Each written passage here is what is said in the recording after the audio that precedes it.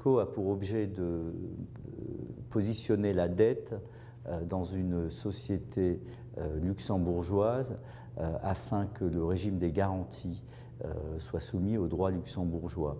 Pourquoi double LuxCo? Parce que dans une LuxCo de tête, le capital est injecté par le fonds de private equity qui prend le contrôle de la cible, et la LuxCo, la société sous la première holding, est également une société luxembourgeoise qui, elle, va détenir la dette, va souscrire la dette, ce qui permet que la LuxCo de tête et surtout les actionnaires de tête de la LuxCo puissent garantir la dette souscrite par la seconde LuxCo.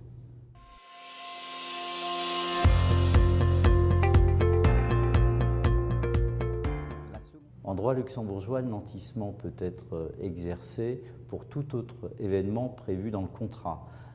Il ne s'agit donc pas d'un nantissement exercé en cas de défaillance d'une obligation de remboursement ou de paiement des intérêts, mais d'une autre obligation.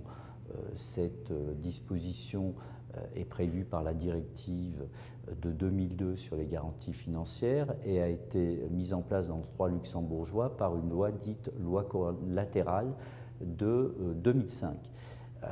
L'événement déclencheur de la garantie prévu par le contrat peut être un bris de covenants, un bris de ratio financier, et c'est ce qui s'est passé dans le dossier Courtepaille.